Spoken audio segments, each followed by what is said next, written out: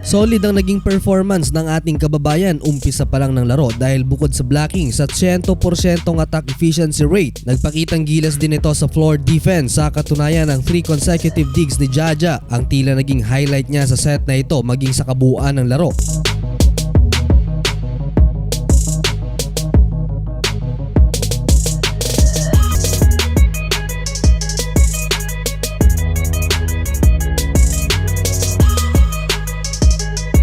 Nagtapos ang unang set sa isang solid block ni Jaja Santiago sa Thai import na si Pimpit Chaya.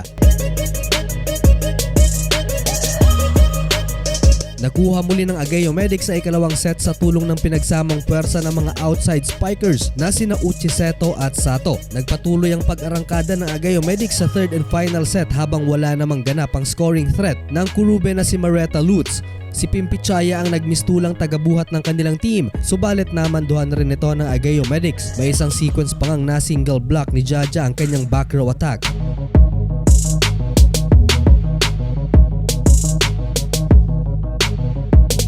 Smooth and easy ang naging laro ng Agayo sa third set, kaya naman masaya ang home crowd ng team sa kanilang back-to-back wins. Double digits ulit ang naikamadang puntos si Jaja Santiago with 11 points mula sa 7 attacks and 4 blocks. Ang panalong ito ang nagpaangat sa Agayo Medics sa rankings ng Women's Division kaya't nanatiling buhay pa rin ang tsansa nilang makapasok sa semifinals ng liga.